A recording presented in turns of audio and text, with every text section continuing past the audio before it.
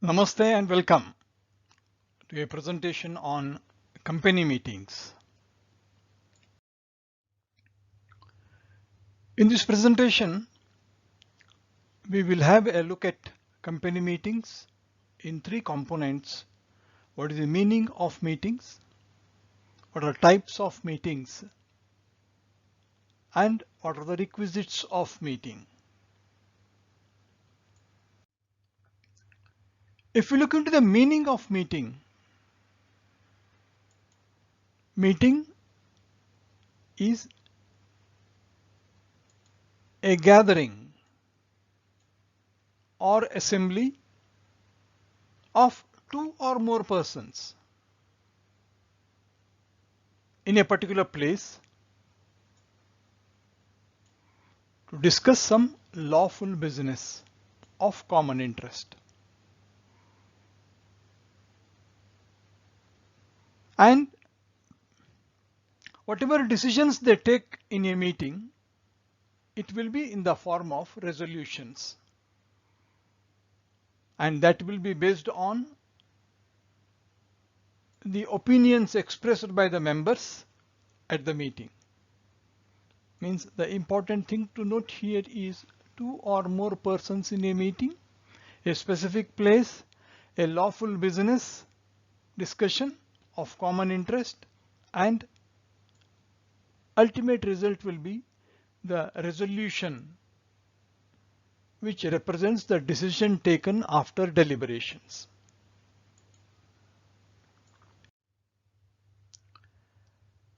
From there, we move to what are the types of meetings in a company. Here we find three stakeholders: members, directors, and class. And all the three have their own sets of meetings. We will get into their details. Who are members? Members are subscribers to the memorandum of the company who have agreed to become a member of the company, and their name appears in the register of members. This is one type of member and as defined in the Act. So there is second set of members. Every other person than the subscriber to the memorandum who agrees in writing to become a member, say he signs an application for shares and whose name is entered in the register of members. He might not have signed the memorandum, but he has signed the share application or an agreement to buy shares from the company. Third, any person whose name appears in the register of members as a beneficial owner. Therefore, a beneficial owner, a person who have applied for shares and agreed to buy the shares, and a subscriber to memorandum, all three whose names appear in the register of members are members of the company.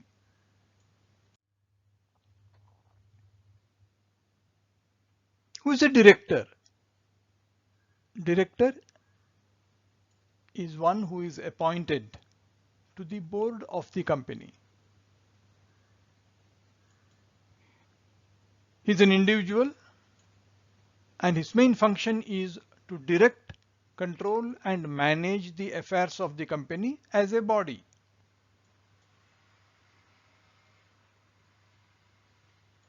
And he performs his functions in accordance with the provisions of the Act.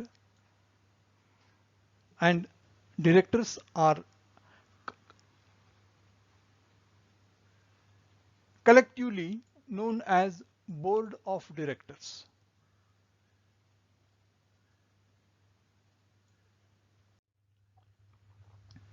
The third set of people is the class. There are class meetings which are held: shareholders meetings, directors meetings, and class meetings. Who are these? There may be a class of shareholders and their meeting may be pertaining to variation of their rights where they have got to be consulted because their privileges are being affected, or for conversion of one class of shares into another class of shares. And for this meeting, there should be a provision in the memorandum or articles. And whenever a class meeting for variation of rights is conducted, it is essential that the resolution in a class meeting has got a support of 3/4 majority of the members of that class.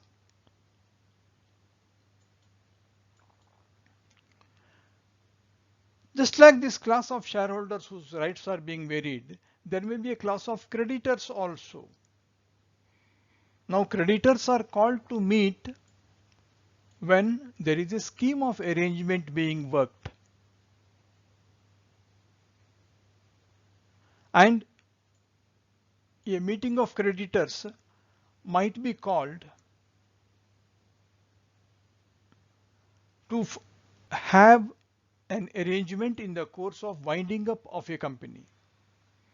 Once again, any resolution that is passed in the creditors meeting, it is passed by a majority of 3/4 in value of creditors, and the same is sanctioned by court, and then it becomes applicable to the community of creditors as such.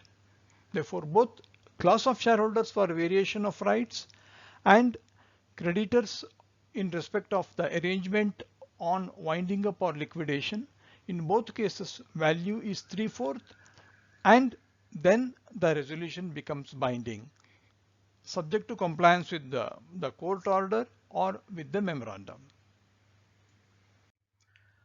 And third set of class are debenture holders. And the meeting of debenture holders normally takes place in terms of the debenture deed, debenture trust deed. And the meetings are held, once again, whenever there is a need to make any variation in their terms in the course of reorganization, reconstruction, or amalgamation or winding up. And whenever the company goes for issuing further debentures or vary the rate of interest, then also the meeting of debenture holders becomes relevant. And all rules pertaining to the meeting of debenture holders, the rights of debenture holders, and the way they are to be protected are all contained in the trust deed, which is signed as a part of the document. We have seen a class of shareholders, creditors, debenture holders, and when the company is under liquidation, in the course of distribution of proceeds of winding up, there might be some sacrifices required by the creditors, and there should be a commitment from the part of contributories or shareholders. Now that also is coming under the class meetings. And these meetings might be held under instructions of a court. And as we have seen, creditor is a person to whom the company owes money. Contributory is a shareholder or a member who, by virtue of his holding, is required to contribute to the assets of the company when the company is being wound up. That way, meaning of the meeting: member, director, and class, and they have their meetings: creditors meeting, debenture holders meeting, creditors and contributors meetings, board meeting and committee meeting in respect of directors, annual general meeting and extraordinary general meeting in respect of members.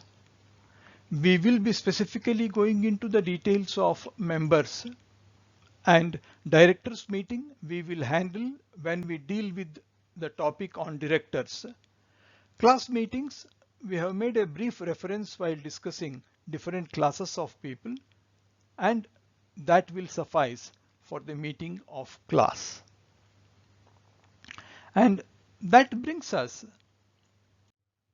to understanding meeting of shareholders. There are two types of meetings: annual general meeting and extraordinary general meeting. We will first take the meeting as indicated in section 96(1). It says every company has to hold in each year a general meeting which is called annual general meeting, and the notice of that meeting must indicate that this is an annual general meeting, and between the date of one annual general meeting and the next, the gap should not be more than 15 months. However, in respect of first annual general meeting, it is linked to the closure of the first financial year. The first financial year of the company may be 12 months or more than 12 months or less than 12 months. What the Act says is, once you close the financial year, the first annual general meeting must be held within 9 months of the closure. You close the financial year and hold within 9 months. And in case this is in respect of the first annual general meeting, in case of all other annual general meetings or in case of subsequent years, you should hold the meeting within 6 months of closing of the financial year. And once you hold the first annual general meeting, you will be holding it after financial year and 9 months. That will cover the year of incorporation. There is no requirement for an annual meeting for year of incorporation. This is just as a clarification. And in case of meeting other than first annual general meeting, where we said it should be held within 6 months, the registrar of companies on application can enhance these 6 months, and he can extend it by 3 months, means up to 9 months, but it is on a case-to-case basis. And there is a requirement. When you hold an annual general meeting, it should be held during business hours, and it should not be a national holiday. When you say business hours, it is 9 a.m. and 6 p.m. And national holiday is one which is declared as such by the central government. Where can you hold the meeting? You can hold at the registered office itself or within the city where your registered office is situated. When you say within the city, maybe in a hall or hotel or somewhere, you can hold it, but it should be within the city where your registered office is situated. This is in respect of a listed company. In case of an unlisted company, it can hold it in any place in India, provided members give their consent to it. And this is the basic requirement in respect of an annual general meeting as covered under 96 subsection 1, 96 subsection 2.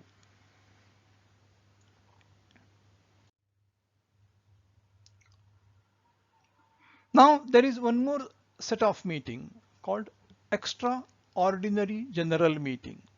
We have seen annual general meeting, and anything which is not an annual general meeting, it is an extraordinary general meeting. Only two sets of meetings. and the board may call the meeting at a place within India. It is called by the board on its own. Board may. That is one option. An extraordinary general meeting is called by the board on its own at any place within India. But there are cases where members who hold 1/10 of paid up share capital of the company or 1/10 of total voting power, if they give a request to the company or the board shall convene an extraordinary general meeting. So to say, all meetings of the company are called by the board. Annual general meeting and extraordinary general meeting. But in case of extraordinary general meeting, board has got an option to call at its discretion anytime, but it is bound to call. It shall call if a request for calling a meeting is given by shareholders who are holding 1/10 of the paid up capital or 1/10 of voting power. Now, when people who hold 1/10 of share capital give a request, it is called requisition. What does it include? The requisition from the members. It will set out the matters to be discussed in the meeting, which subject they want to discuss. It should be signed by the requisitionists. And board has to take a decision to call the meeting. And the meeting has to be called within next 45 days. Deciding day is 21. Then after that you give another 21 days notice for the meeting. That way you require 45 days. If the board doesn't decide to call and the decision doesn't come within 21 days, section 100 gives a power to the requisitionists. They can go ahead and call the meeting themselves. Means they wait for 21 days. If within 21 days board doesn't call the meeting or decide to call the meeting, in next 3 months, the shareholders who have requisitioned can themselves go ahead and call a meeting. And that meeting has to be held within 3 months from that 21 days. And who will convene that? They will be in charge. Requisitionists will be in charge. And what the company will do? Company will be responsible to pay all reasonable expenses for holding such meetings.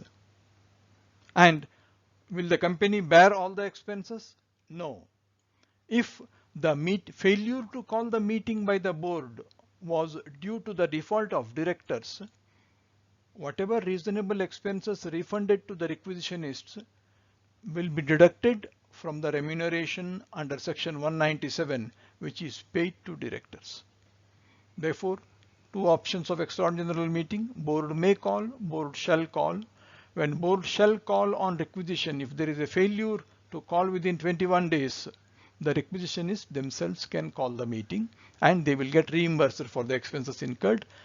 Amounts will be recovered from the directors. That is regarding extraordinary general meeting. Now, these two meetings, annual and extraordinary, were called by the board. Now, there are situations where the company law tribunal can call the annual general meeting. When will it call? Board is supposed to call under section 96. If it fails to call the meeting and there is an application to the tribunal by a member to call the annual general meeting. The tribunal may pass an order to call the annual general meeting. This is specifically regarding annual general meeting, and its special instructions may include that even one person who is present in that meeting can constitute a valid meeting.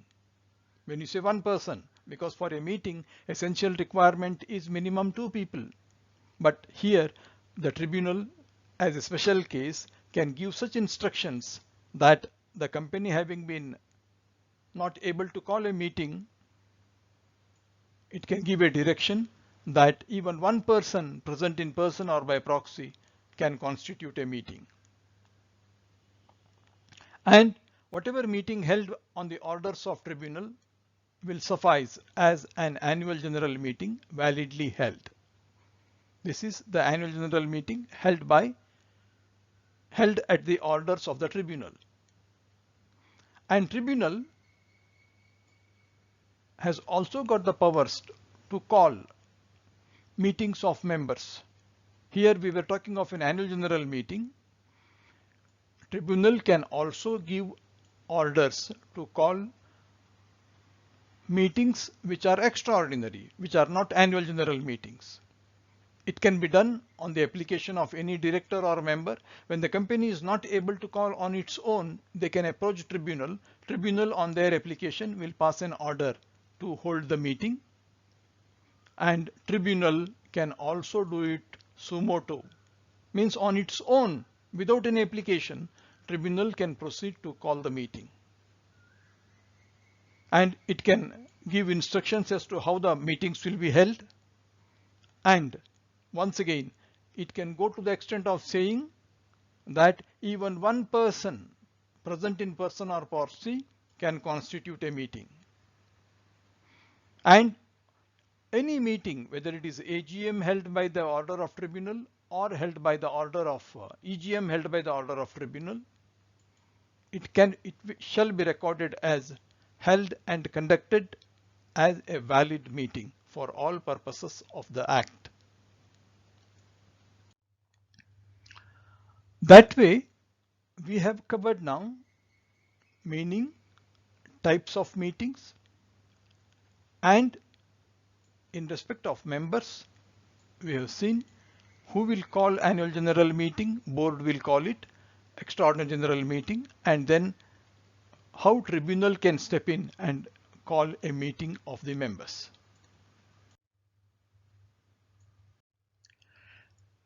Having seen the meaning of meeting,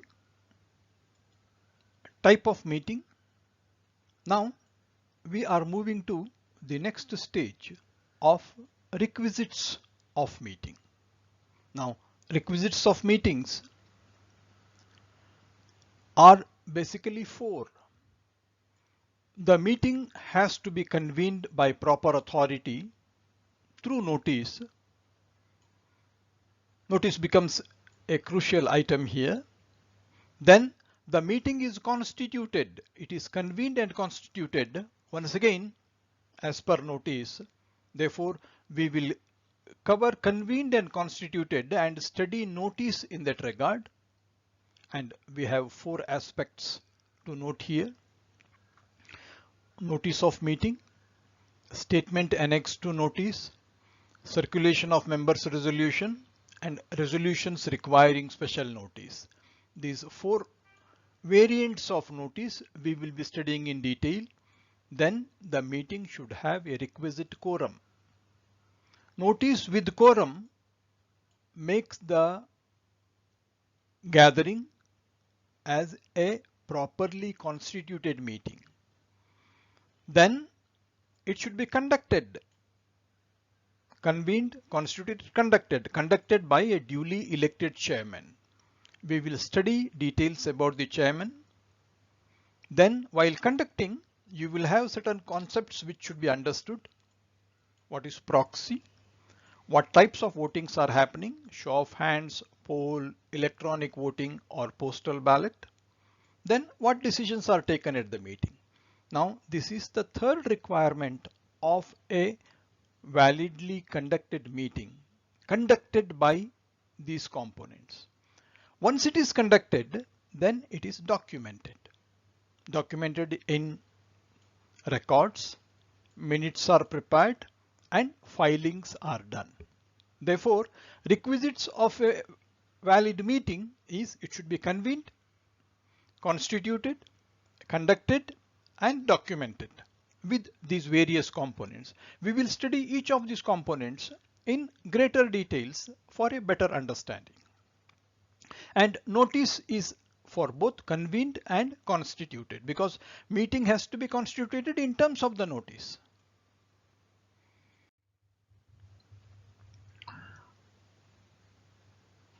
What is this notice about? For a general meeting,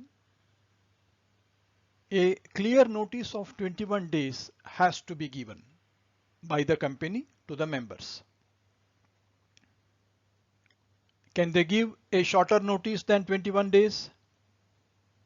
In case of an annual general meeting, they can give shorter notice, but 95% of the members entitled to vote have to give their consent in writing or electronic mode. And in case of any other general meeting,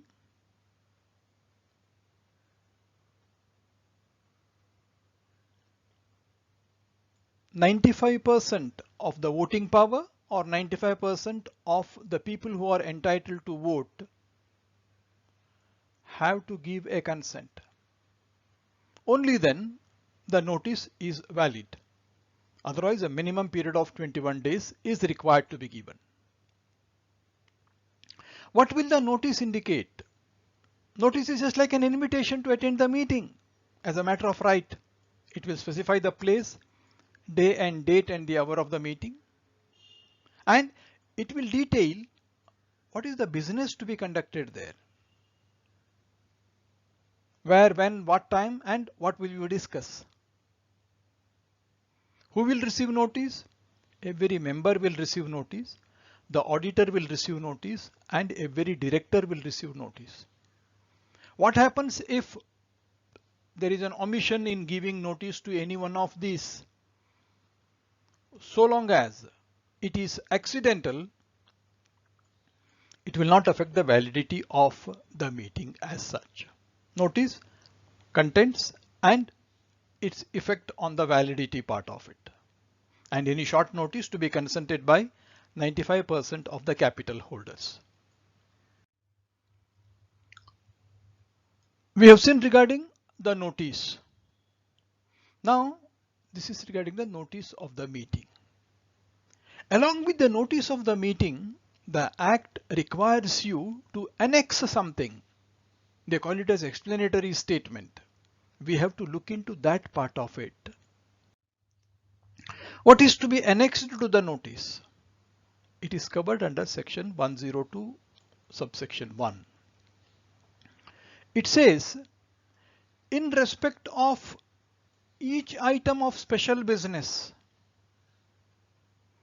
Now the question that comes is, we have to find out what is this special business. Because there are a lot of businesses to be dealt in the meeting. Each item is a business. 102.1 says, in respect of special business. Now, it has to do certain things. In respect of special business, the attachment has to say what is the interest of every director or manager in the business, every key managerial person and relative of him, to understand their interest. How does it affect the interests of the company and the rest of the shareholders? And the whole idea of this additional statement is to give additional information to members to state in this particular special business, directors and managers are interested, they have this stake and this is the benefit they are getting. To that extent, there is an implication on the company. Now that becomes very interesting because these details are to be given only in respect of special business. Means if in case of normal business, this statement is not to be given. It is defined that all business to be transacted is considered special in a general meeting except these four. If the business pertains to financial statements and reports of directors, if the business pertains to dividend, if the business pertains to appointment of directors or appointment of auditors. If the matter falls into any of these four, it is not special. This is general. If it is not any one of these four, it becomes a special business. And once it is a special business, the notice should have an additional detail as to what is the interest of directors and others, and that is to be annexed to the notice.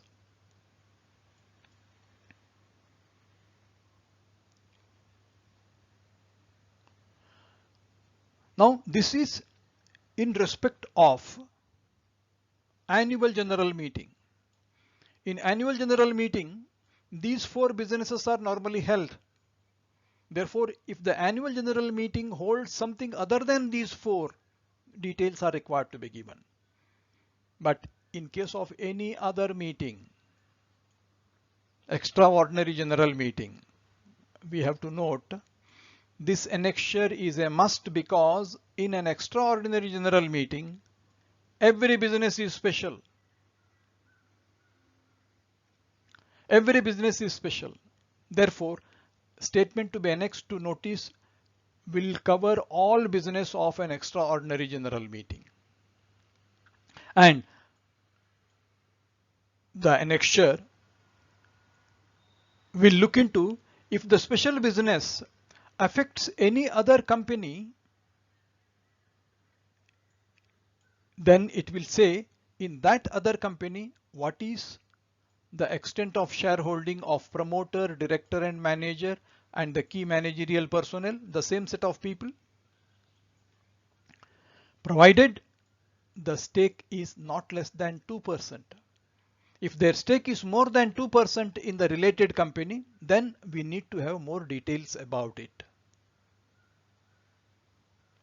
And if they say some documents pertain to this particular transaction, where those documents could be checked, where and when. And if a meeting doesn't disclose or doesn't annex these details, it is a default. Non-disclosure or insufficient disclosure renders these interested managers or directors or promoters responsible, and any benefit that they get will be benefit held in trust for the company and they are liable to compensate the company. Therefore, annexure to notice is mandatory. And any default here, every promoter, director, manager will be liable to penalty. Therefore, one simple thing, if the business is not the four businesses of the AGM, all other businesses and all businesses in an extraordinary general meeting, they are special. They need to have a statement annexed to notice on the interest of specified managerial personnel in the business affairs. We have seen the notice of meeting, statement annexed to meeting. There is one more thing. Members may ask for circulation of a resolution whenever the meetings are called. We will look into that. Circulation of members' resolution. Section 111(1), subsection 1.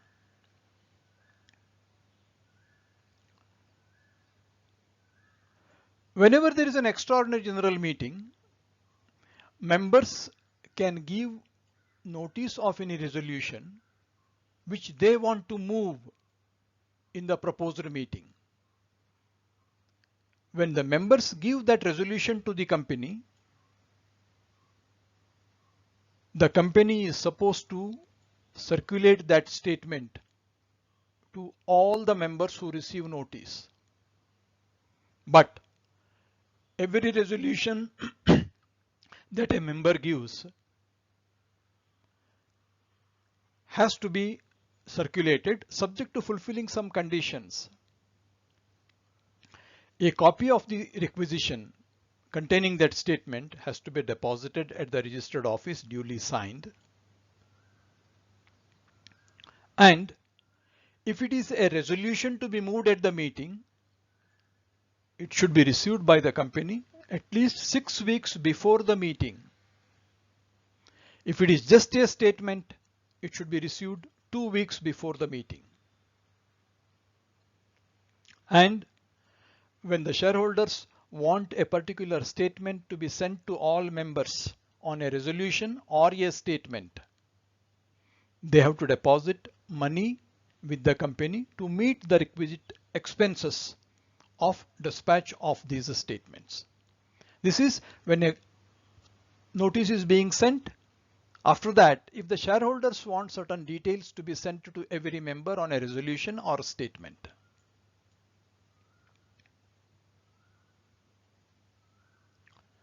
And as we have said, in case of a meeting, it has to be deposited 6 weeks before the meeting. And just because a shareholder has given a statement or a circular or a resolution copy to be circulated and he has deposited money, company is not bound to circulate. If the aggrieved person approaches the central government who declares that these statements are for undue publicity or defamatory in nature, but that has to be approved by the central government.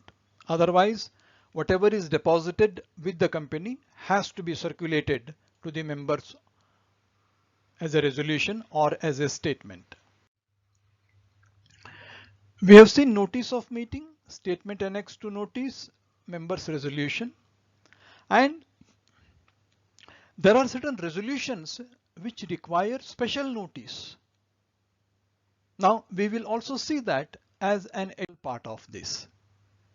This is contained in section 115. What it says is,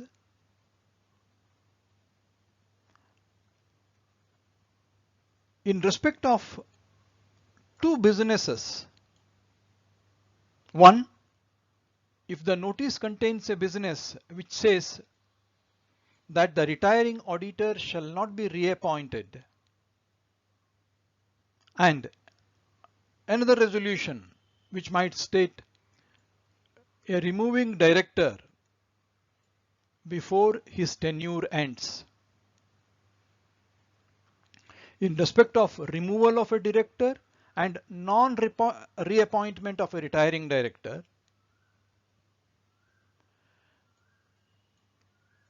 the moment the members come to know of these two resolutions, they can ask the company to send a special notice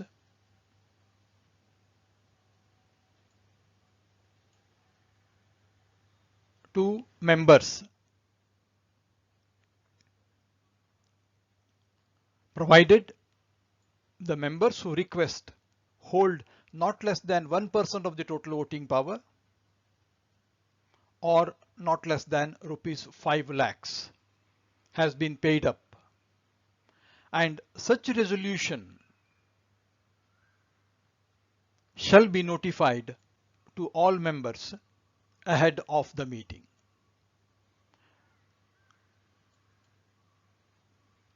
Now the special notice, there is rule number 23 which takes care of resolutions requiring special notice. It says the notice sent by members should be at least 14 days before the date of the meeting, and the company will give notice to its members at least 7 days before the meeting. Company has to receive minimum 14 days before the meeting, and it will give notice at least 7 days before the meeting. And where it is not possible to publish or send, they can publish a paper notification in an English newspaper and also in a vernacular which is circulating in the state where the registered office is situated. And this fact of the special notice will also be put on the website of the company. And the notice has to be published at least 7 days before the meeting. And this is pertaining to a retiring auditor and a removing director. This is regarding resolutions requiring special notice. That will be followed. To be called constituted, meeting has to be convened, and it has to be in terms of the notice, and there should be quorum. Only then it is constituted. What is quorum? Quorum is the minimum number of people who should be there in a meeting. In a public company, if the number of members on the date of meeting is 1000, the quorum is 5% personally present. Quorum is members personally present. If it is more than 1000 but up to 5000 number of members, 15 members have to be personally present. If the number of members of the company is more than 5000, quorum required is 30 members. Means at the commencement of the meeting, 5 people should be personally present in the first case, 15 people in the second case. If the number of members is more than 5000, 30 members should be present in the third case. This is in respect of a public company. Quorum in respect of a public company. In case of a private company, just 2 members personally present shall form the quorum. This is the quorum rule as indicated in section 103, subsection 1. What happens if the quorum is not present within half an hour? The meeting will be adjourned to the next week, same time and place. Or it may be adjourned to some other date, some other time and place as the board may decide. Okay, this is if the meeting is convened by the directors. What if the meeting was convened by requisitionists and there was no quorum? Then the meeting will stand cancelled. If it is requisitionists, they themselves are not able to get the quorum, the meeting is cancelled. And in case of adjourned meeting, which is adjourned to a next date, time and place, the company shall give a notice of not less than 3 days to members, either individually or by publishing in a newspaper.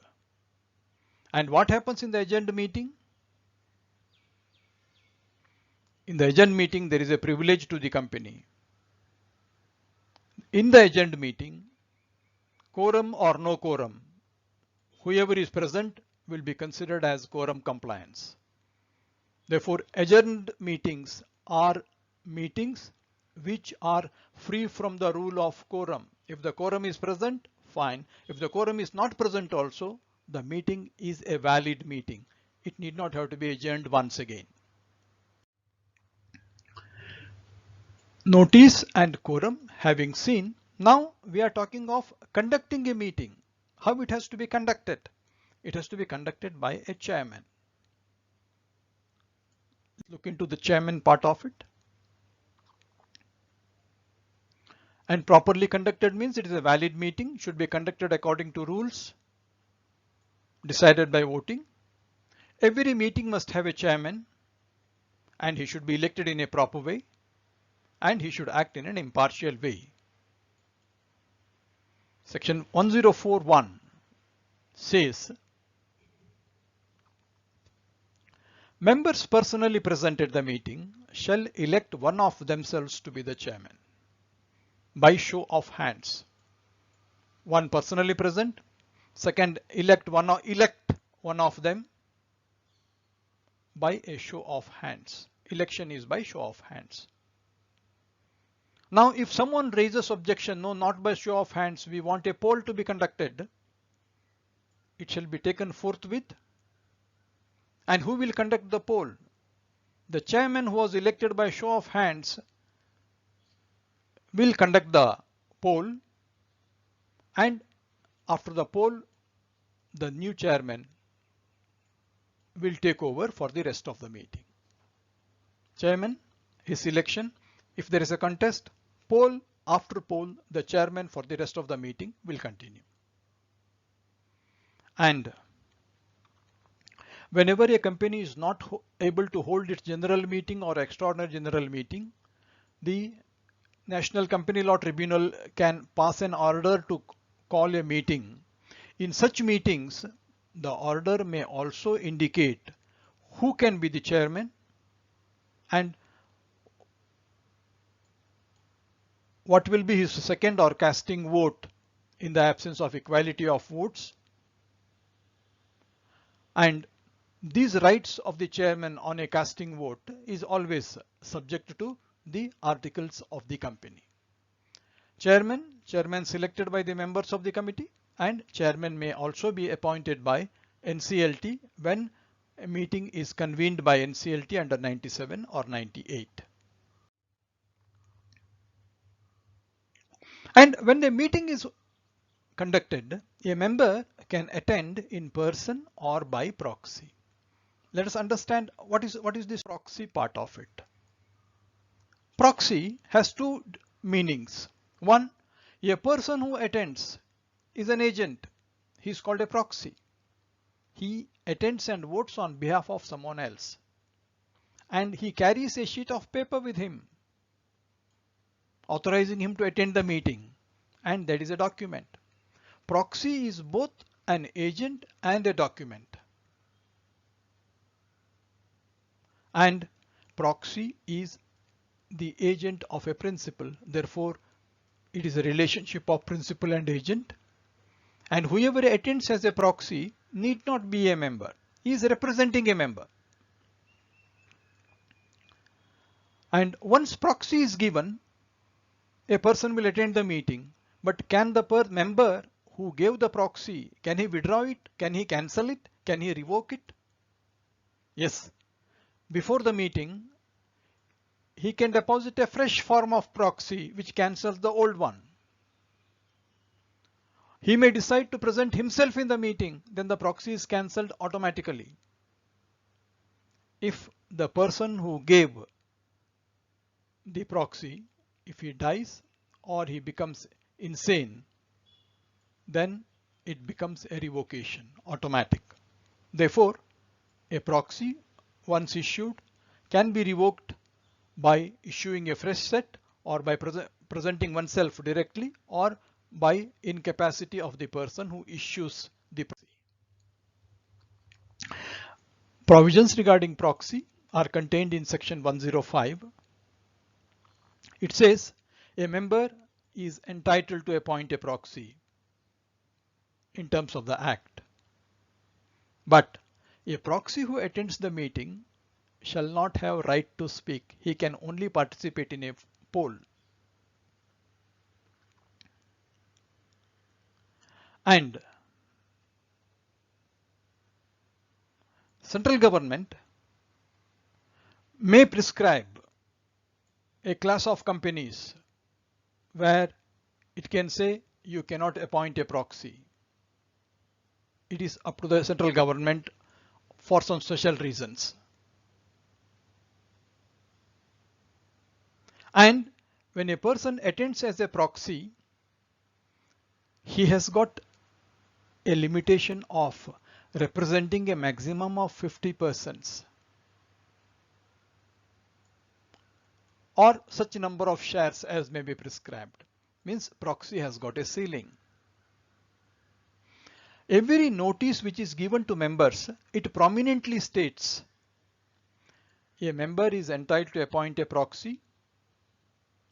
You can appoint one or more proxies and the proxy need not be a member.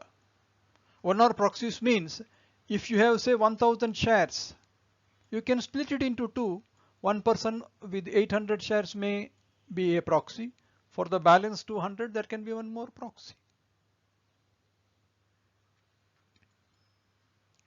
The instrument of appointing proxy, the proxy has to be deposited with the company 48 hours before the meeting.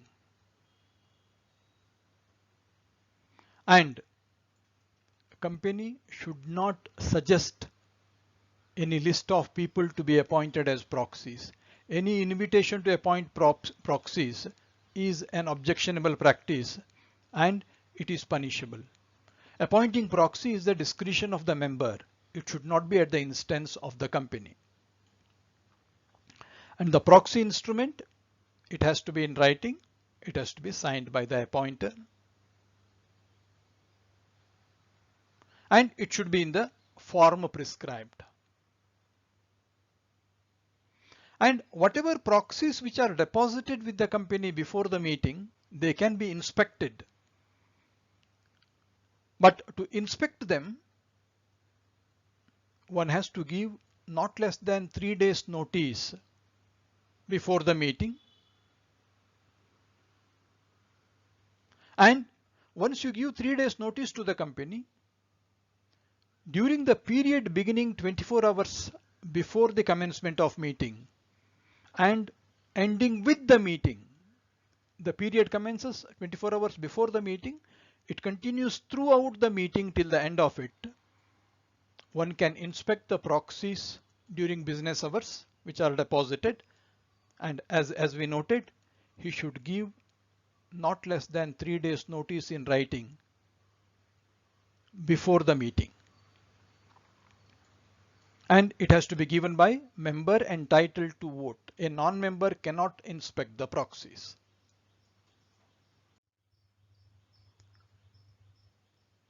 We have seen the proxies. And in a meeting, voting takes place. And the voting takes place in different manner. Let us first take up the voting pattern of show of hands and poll.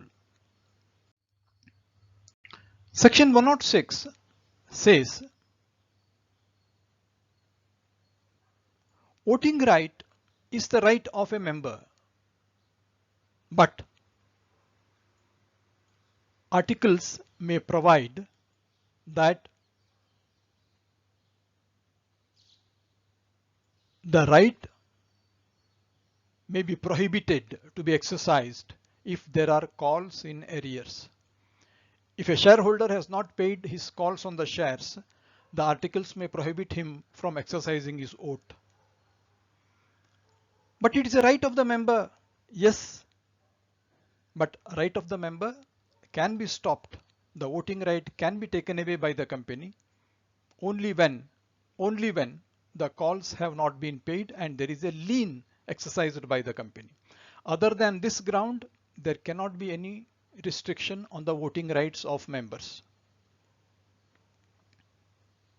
And when a person attends a meeting and in a poll, he has to put on his votes. For example, if you have got 100 votes as a proxy, you can put 100 in favor of the resolution, you can put 100 against the resolution, or you can split also. You can use 60 for and 40 against. What it says is, on a poll taken at a meeting of the company, a member entitled to more than one vote or his proxy need not use all his votes in the same way. It is his right. He can use the way he wants. He can split it. It is so far as the poll is concerned. In case of a show of hands, unless a poll is demanded, voting or voting is carried out electronically, either there is a poll or there is an electronic voting. If both these are not there, it is always decided by the show of hands. Therefore, as we saw in case of chairman, first show of hands takes place. If there is a requirement or demand for poll, the poll may be the regular poll or it can be an electronically operated polling mechanism. And once the polling is done, or in a show of hands, once the chairman declares the resolution is passed by show of hands, it is a conclusive evidence. Conclusive evidence means it cannot be reopened. It is finally closed. Conclusive in the sense it is not subject to further evidence. It is proof of the event having taken place and closed the way it has been declared by the chairman. It is not subject to further evidence or further inquiry. Then there is demand for poll. Once the show of hands takes place, or even before it takes place, the chairman on his own can decide to go for a poll, or shareholders who are having 1/10 of the total voting power or having paid up capital of rupees 5 lakhs can demand a poll. Then the chairman has to conduct the poll. And you can make a poll and you can withdraw it also at any time before the poll takes place.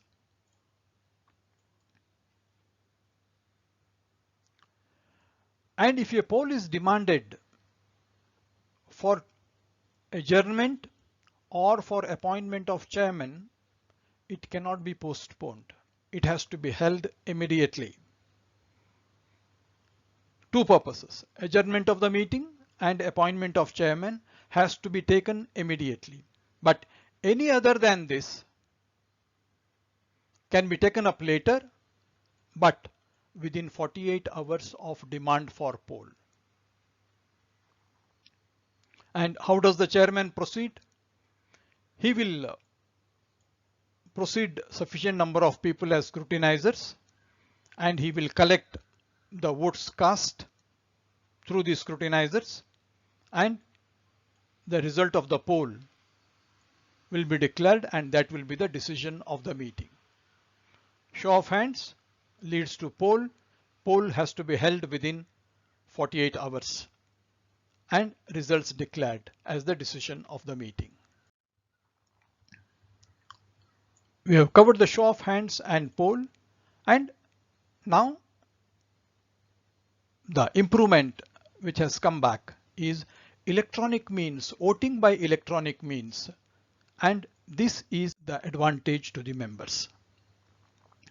It says under section 108, the central government may prescribe companies or classes of companies where the voting shall take place through electronic means.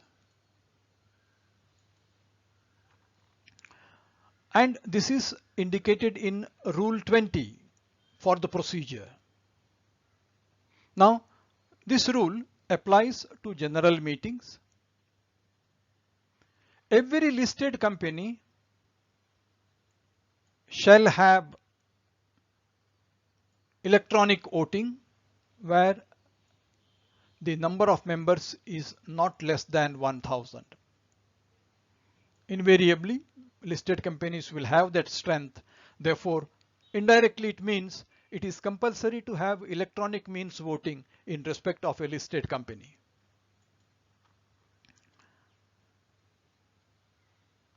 And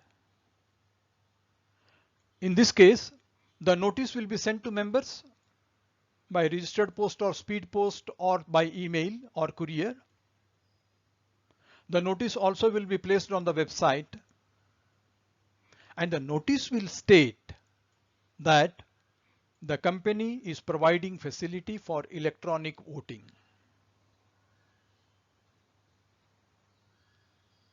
And facility for voting will have two aspects.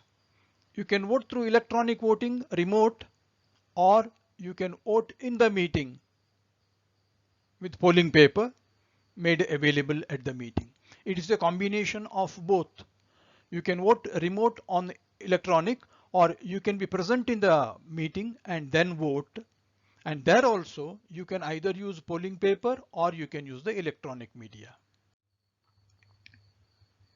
The notice also will indicate the process and manner of voting. It will indicate the time schedule. It will also indicate the login ID and the password for a member to log in and cast his vote on the net. And it also further says whenever you are having a listed company which is going for electronic means, you need to give a public notice 21 days before the general meeting in a vernacular newspaper and also in English newspaper, wide circulation.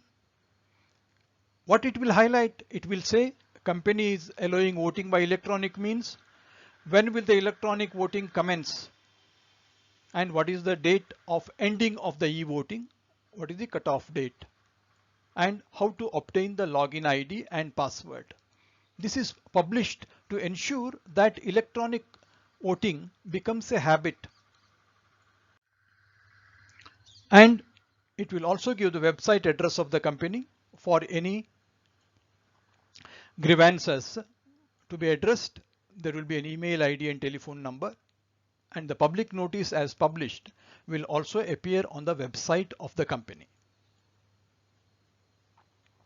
And electronic voting will be open for 3 days and it will close at 5 p.m. a day before the meeting, day preceding the meeting. Means you can vote for 3 days till the day before the meeting up to 5 p.m. And once the vote is cast electronically, he cannot change the vote because the next day the regular meeting will happen. And once you have voted electronically, you can still participate in the meeting. But if you have already voted on electronic media, you shall not be allowed to vote again in the meeting. And even in the meeting, people who have not e-voted before, they can use either the polling paper method or once again they can use the e-voting. And what the board will do is they will appoint one or more scrutinizers, and the scrutinizer has to give his consent to be appointed as such. And the poll will be taken and they will be in control of both remote electronic voting and voting inside the meeting premises. And the scrutinizer, after he counts the votes cast in the meeting, he will unblock the votes cast on e-voting till the day before, and he will make a report on the results of the voting within 3 days of conclusion of the meeting. He will present the report to the chairman. The chairman will declare the result based on the report received by him. And the scrutinizer will maintain the register to record all the assents and dissents, or the votes actually received on the system as a part of record of the company. And the result as given by the scrutinizer to the chairman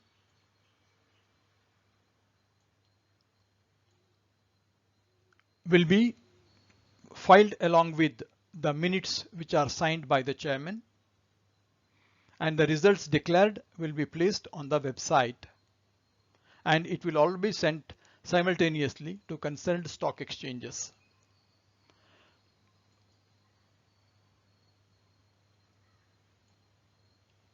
And all resolutions passed by e-voting are deemed validly passed in a meeting. And needless to say, a resolution which has gone through the electronic means cannot be withdrawn. Effectively, electronic means is a switchover of technology for casting the vote. Instead of using show of hands or on a poll, you can go for electronic voting, either remote or within the meeting. And this is a additional empowerment of shareholders.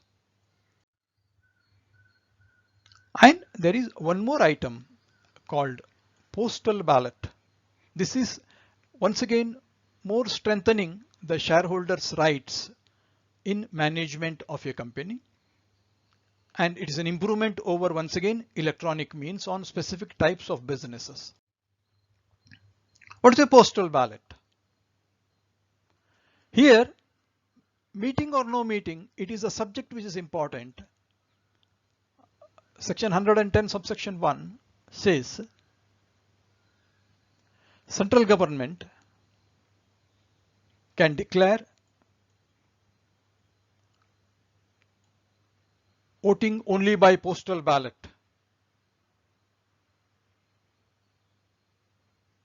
in respect of matters other than ordinary business. Ordinary business, as we saw, pertains to financial accounts, directors, audit and dividend.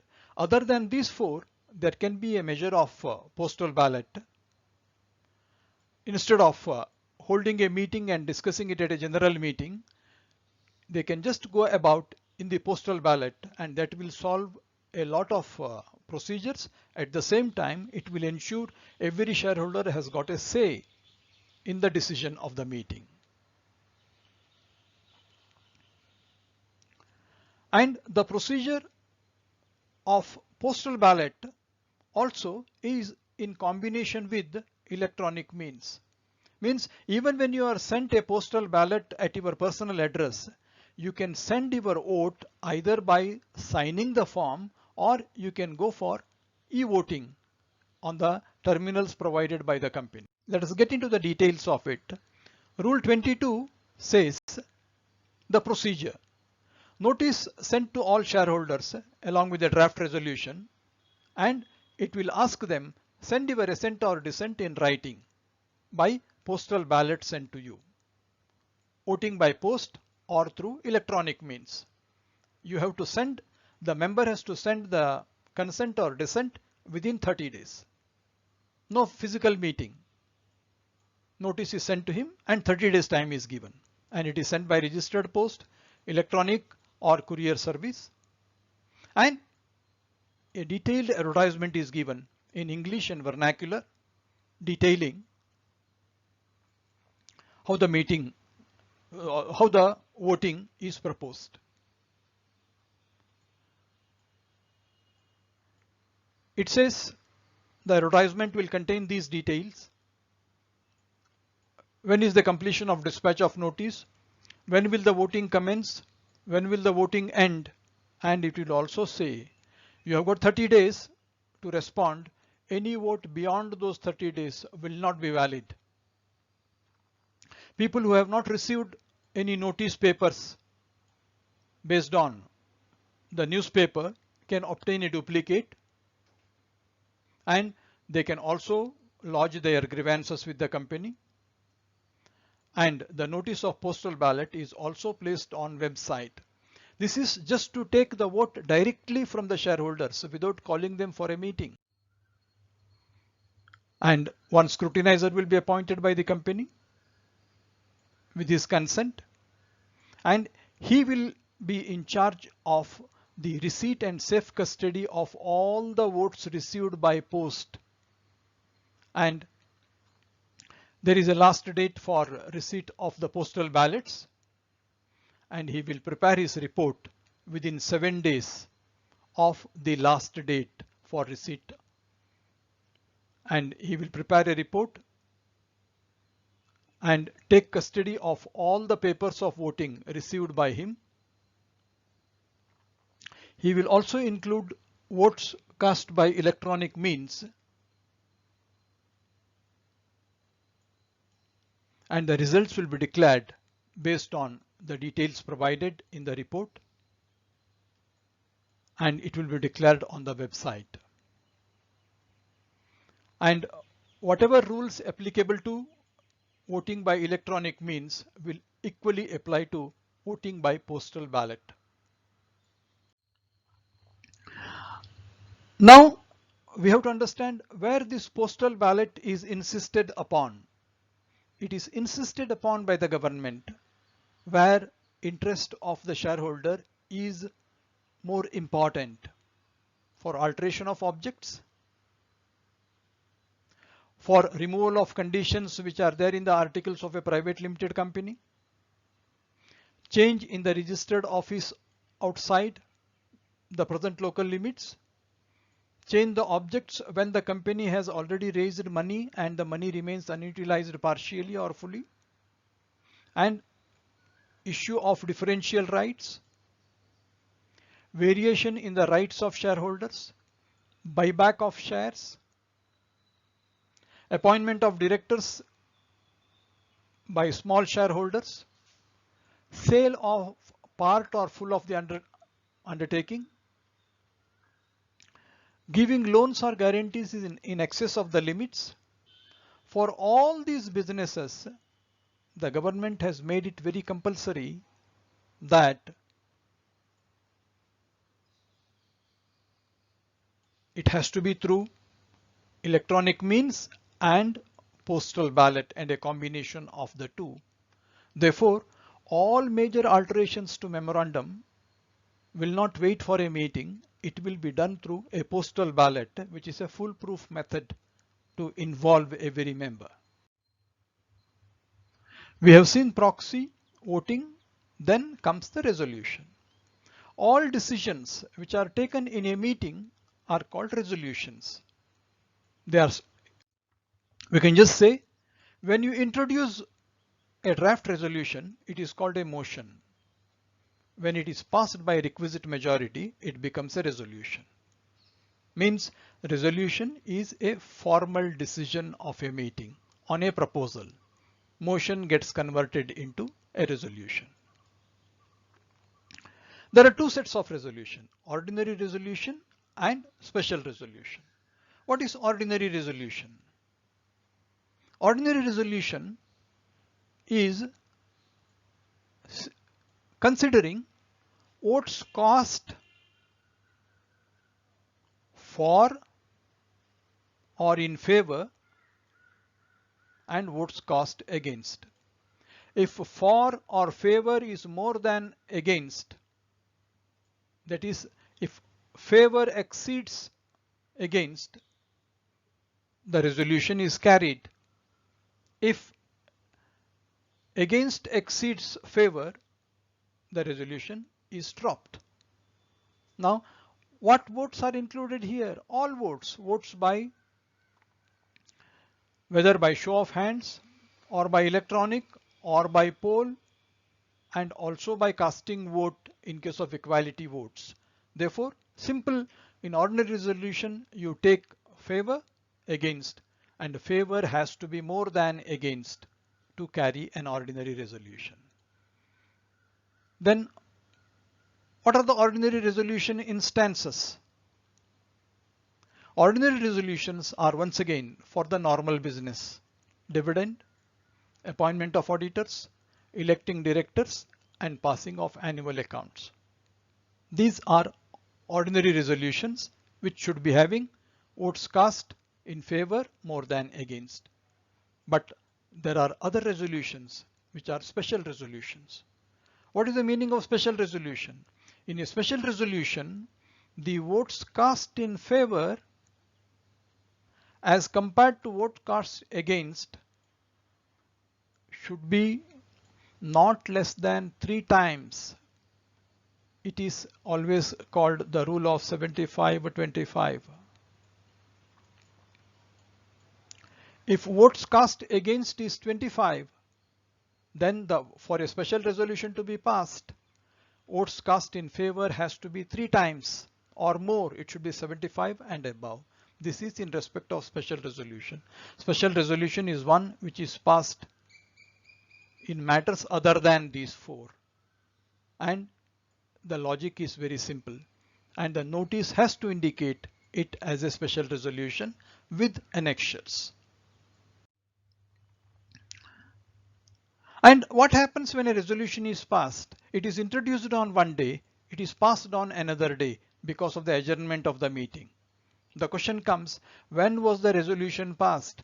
Was it passed when it was adjourned, or was it passed when it was put to vote and the votes were cast? The act is very, very clear. A resolution passed at an adjourned meeting is considered as passed on the date on which it was passed. When it was voted upon is the date of passing of the resolution and not on the date of introduction of the resolution. This is so far as conducting of the meeting. Once the meeting is conducted, it has to be documented. Now, documentation, we have got 3 aspects of documentation. Documentation in electronic form, minutes of the meeting, and filing of resolutions, agreements, and reports. Let's have a look at that. Let us start with the electronic form. Maintenance and inspection of documents in electronic form, section 120. It says, all documents, records, and registers required to be kept by a company are allowed to be inspected or copies taken, and for that purpose they are kept, inspected, or copies given in an electronic form. There need not have to be physical handing over of the copies. Rule 27 says to give this you have to maintain inspection documents in electronic form. A listed company, as we saw, not less than 1000 shareholders, may maintain its records. Though it is not mandatory, it is desirable to maintain in the electronic form, and the existing companies can convert their hard copies into electronic mode.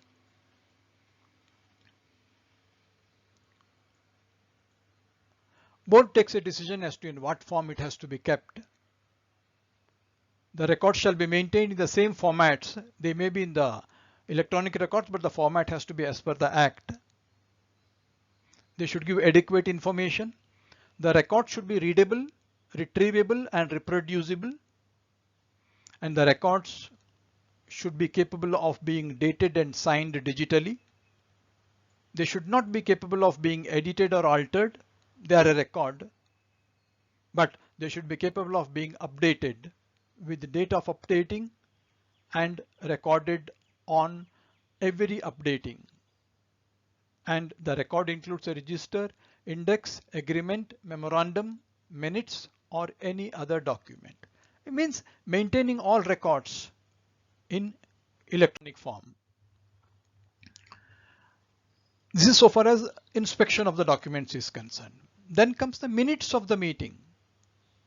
You can have the minutes of the meeting. Section 118 subsection 1 talks of every meeting of shareholders or creditors or postal ballot, or every meeting of board. These are three classes of meeting: shareholder meeting, resolution passed by postal ballot where there is not a meeting but document of voting is there, and there is meeting of board, or there may be a committee of board also. They all shall prepare minutes within 30 days of the conclusion of the passing of the resolution, and the minutes will be kept in the form of books which shall be consecutively numbered on pages. What the minutes will record? They will record a fair and correct summary of the proceedings of the meeting. They will record all appointments, and specifically in case of a meeting of the board, it shall also contain names of directors present. In respect of each resolution, directors dissenting from the resolution will be mentioned specifically. But chairman has got a right to refuse inclusion if he feels the matter is defamatory or it is irrelevant or detrimental to the interests of the company. Chairman has to use his absolute discretion, and minutes are produced as an evidence of the proceedings as and when it is required, including in courts. And they are an evidence until contrary is proved. They are not conclusive evidence. They are evidence of proceedings, but they can be contested and they are deemed to be valid. And the proceedings of the annual general meeting normally will not be advertised at the expense of the company. If it is, it should be strictly based on the contents of the minutes. And the minutes should follow secretarial standards, and any non-compliance or tampering with the minutes renders liability to fine and penalty for the offense. Minutes of the meeting, they are kept at the registered office and shall be open to inspection by any member for not less than 2 hours in each business day. And the company can give him a copy against a fee within 7 working days. If the company refuses to give it, it will be liable, and every officer in default also will be liable in penalty. And wherever there is a refusal or default, and if the tribunal is approached, it can direct an immediate inspection of the minute books and order for a copy to be given to the concerned person. Then comes the filing of resolutions, agreements and reports. Section 117(1) says every resolution, explanatory statement shall be filed with the registrar within 30 days of the passing, and every resolution effecting alteration of articles shall be embodied or annexed to the copy of articles. Any company that fails in this regard will be liable to penalty, and every officer in default attracts punishment. Provisions in respect of filing. Special resolutions, resolutions passed as unanimous resolutions but which have been passed as a special resolution. Any resolution appointing director or managing director. Any class resolutions which are passed as unanimous but would have been required to be passed by a specified majority. Resolutions requiring companies to be wound up. Resolutions of buyback, borrowing and investing beyond certain limits. Any other resolutions as may be prescribed. These are the resolutions to be filed under 117(1) with the registrar of companies. And the company also has to prepare a report on annual general meeting. Every listed public company shall prepare a report once the meeting is over that the meeting was convened, held and conducted as per provisions of the Act, and a copy of the report will be filed within 30 days of the annual general meeting, and any failure will attract penalty for both company as well as the officer in default. This report is in addition to the normal report which will be prepared by the company. It will be signed by the chairman. It will indicate the day, date and venue of the annual general meeting. It confirms that appointment of chairman was held in the meeting. Members attending the meeting, the number. It confirms the quorum. And it confirms compliance of the act and rules in calling, convening and conducting requirements of meeting. It details the business transacted and the results thereof. And it will contain a fair and correct summary of the proceedings of the meeting. And a copy of the report shall be filed with the registrar within 30 days of the conclusion of the meeting. This is report on the annual general meeting. Thus, we have seen in requisites of meeting, convened, constituted, conducted and documented, starting with notice, annexure to notice, circulation of members' resolution, resolutions requiring special notice. We have focused on the quorum, chairman, proxy, voting, electronic means, postal ballot, ordinary and special resolutions, documents to be inspected in electronic form, hence to be kept, minutes of meetings, and filing of resolutions and reports with the registrar of companies.